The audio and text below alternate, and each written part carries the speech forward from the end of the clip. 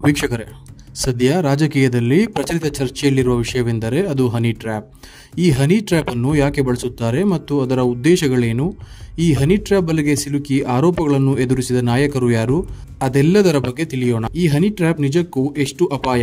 ಅದರ ಬಲೆಗೆ ಸಿಲುಕಿ ನಮ್ಮ ದೇಶದ ರಕ್ಷಣಾ ಇಲಾಖೆಯ ಹಾಗೂ ಮಾಹಿತಿ ತಂತ್ರಜ್ಞಾನದ ಹಾಗೂ ಇನ್ನಿತರ ಮಾಹಿತಿಯನ್ನು ಬೇರೆ ದೇಶಕ್ಕೆ ಮುಟ್ಟಿಸಿದ ಅದೆಷ್ಟೋ ಉದಾಹರಣೆಗಳು ನಮ್ಮ ಮುಂದೆ ಇದೆ. ಹಾಗಾದರೆ ಬನ್ನಿ, ಆ ಹನಿ ಟ್ರ್ಯಾಪ್ ಬಗ್ಗೆ ನೀವು ತಿಳಿಯದ ಮಾಹಿತಿಗಳನ್ನು ನಿಮಗೆ ತಿಳಿಸಿಕೊಡುತ್ತೇನೆ. ವೀಕ್ಷಕರೇ, ಮೊದಲಿಗೆ ಹನಿ ಟ್ರ್ಯಾಪ್ ಎಂದರೇನು ಎಂಬುದನ್ನು ತಿಳಿಯೋದಾದರೆ, ಹನಿ ಟ್ರ್ಯಾಪಿಂಗ್ ಇದನ್ನು ವೈಯಕ್ತಿಕ ಮಾನಹಾನಿ ಅಥವಾ ರಾಜಕೀಯ ಅಥವಾ ಹಣಕಾಸಿನ ದುರುದ್ದೇಶಗಳಿಗಾಗಿ ಇನ್ನಿತರ ಮಾಹಿತಿಯನ್ನು ಪಡೆಯಲು ಹಾಗೂ ಒಬ್ಬ ವ್ಯಕ್ತಿಯ ವರ್ಚಸ್ಸನ್ನು ಕುಗ್ಗಿಸಲು ಈ ಹನಿ ಟ್ರ್ಯಾಪಿಂಗ್ ಅನ್ನು ಬಳಸುತ್ತಾರೆ.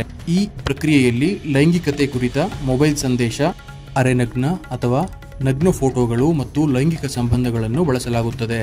ಈ ತಂತ್ರವು ಸಾಮಾನ್ಯವಾಗಿ ಗೌಪ್ಯ ಮಾಹಿತಿ ಸಂಗ್ರಹಿಸುವುದಕ್ಕೆ ಅಥವಾ ಪ್ರಭಾವವನ್ನು ಹೊಂದಲು ಹಣ ಗಳಿಸಲು ಬಳಸಲಾಗುತ್ತದೆ.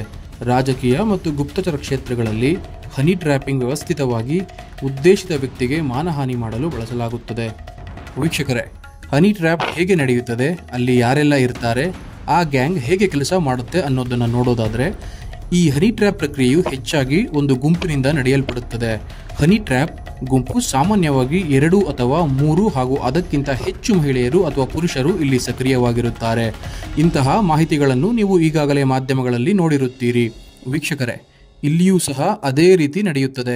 ಆದರೆ ನೀವು ತಿಳಿಯಬೇಕಾದ ವಿಷಯವೇನೆಂದರೆ, ಆ ಗುಂಪಿನವರು ಆ ಉದ್ದೇಶಿತ ವ್ಯಕ್ತಿಯನ್ನು ಹೇಗೆ ಭೇಟಿಯಾಗುತ್ತಾರೆ ಎಂದು. ಮೊದಲಿಗೆ ಆ ಉದ್ದೇಶಿತ ವ್ಯಕ್ತಿಯ ಕಚೇರಿ ಅಥವಾ ಮನೆಯಲ್ಲಿ ನೇರವಾಗಿ ಭೇಟಿಯಾಗಿ ಶುರುವಾಗುತ್ತಿತ್ತು. ಆದರೆ ಈಗ ಇವರು ವಾಟ್ಸಪ್, ಫೇಸ್ಬುಕ್, ಇನ್ಸ್ಟಾಗ್ರಾಂನಂತಹ ಸಾಮಾಜಿಕ ಜಾಲತಾಣಗಳನ್ನು ಈ ಹನಿ ಟ್ರ್ಯಾಪ್ ಜಾಲ ಬಳಸುತ್ತಿದೆ.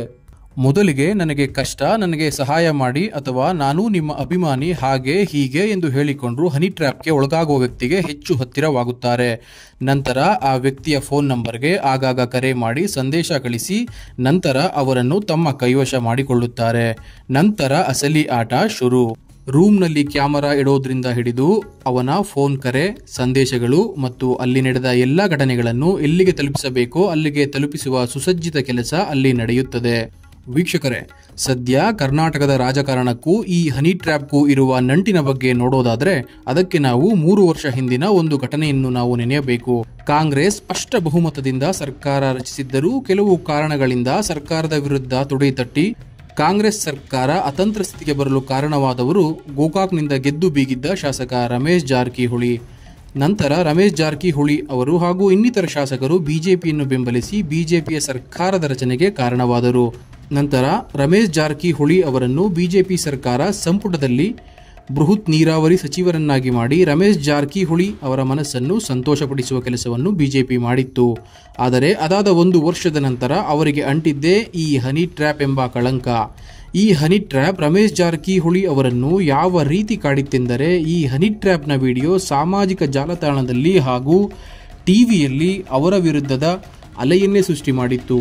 ನಂತರ ಅವರು ಸಚಿವ ಸ್ಥಾನಕ್ಕೆ ರಾಜೀನಾಮೆ ನೀಡಿ SIT ತನಿಖೆಯನ್ನೂ ಸಹ ಅವರು ಎದುರಿಸಬೇಕಾಗಿತ್ತು.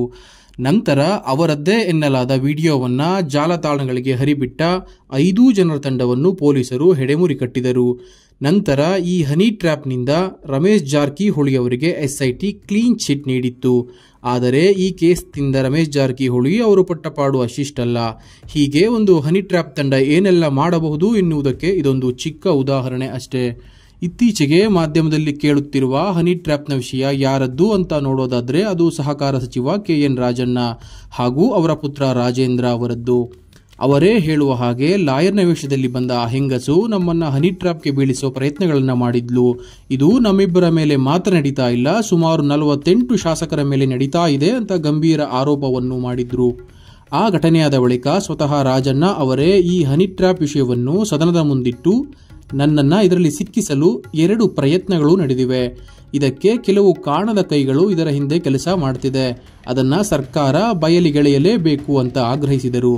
ಇದಕ್ಕೆ ಪ್ರತಿಕ್ರಿಯಿಸಿರುವ ಗೃಹ ಸಚಿವ ಪರಮೇಶ್ವರ್, ರಾಜಣ್ಣ ದೂರನ್ನ ನೀಡಿದರೆ ನಾವು ಕ್ರಮವನ್ನು ಖಂಡಿತ ತೆಗೆದುಕೊಳ್ಳುತ್ತೇವೆ ಅಂತ ಆಶ್ವಾಸನೆ ನೀಡಿದ್ದಾರೆ. ದೂರನ್ನ ನೀಡ್ತಾರಾ ಇಲ್ವಾ ಅನ್ನೋದನ್ನ ನಾವು ಕಾದು ನೋಡಬೇಕಿದೆ. ಇದೇ ರೀತಿ 2 ವರ್ಷದ ಹಿಂದೆ ಮಂಡ್ಯದ ಚಿನ್ನ ವ್ಯಾಪಾರಿಯನ್ನು ಈ ಹನಿ ಟ್ರ್ಯಾಪ್ ಜಾಲ ತನ್ನ ಕೆಡ್ಡಾಗೆ ಕೆಡವಿಕೊಂಡು ಬರೋಬ್ಬರಿ 50 ಲಕ್ಷ ರೂಪಾಯಿಗಳನ್ನು ಸುಲಿಗೆ ಮಾಡಿತ್ತು. ಹೀಗೆ ಈ ಹನಿ ಟ್ರ್ಯಾಪ್ ದಂಧೆಗೆ ಜಾತಿನೂ ಇಲ್ಲ, ವ್ಯಕ್ತಿನೂ ಇಲ್ಲ, ಬರೀ ಹಣದಾಹ, ಅಧಿಕಾರದಾಹ ಎನ್ನುವಂತಾಗಿದೆ.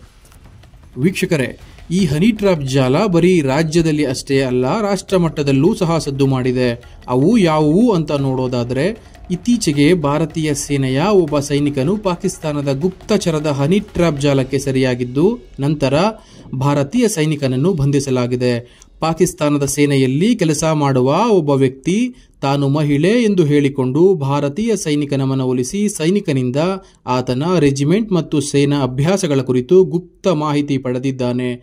ಈ ರೀತಿಯಾಗಿ ಹನಿ ಟ್ರ್ಯಾಪ್ ಜಾಲ ಆಗಾಗ ಸದ್ದು ಮಾಡುತ್ತಲೇ ಇರುತ್ತದೆ. ವೀಕ್ಷಕರೇ, ಈ ಹನಿ ಟ್ರ್ಯಾಪ್ ಜಾಲದ ತಪ್ಪು ಎಷ್ಟಿದೆಯೋ ಅಷ್ಟೇ ತಪ್ಪು ಇದರಲ್ಲಿ ಸಿಲುಕುವವರದ್ದು ಸಹ ಇದೆ. ನಮ್ಮ ಹುಷಾರಿನಲ್ಲಿ ನಾವು ಇದ್ದರೆ ನಮಗೆ ಆಗುವ ಅಪಾಯಗಳು ಕಡಿಮೆ. ನಮಸ್ಕಾರ.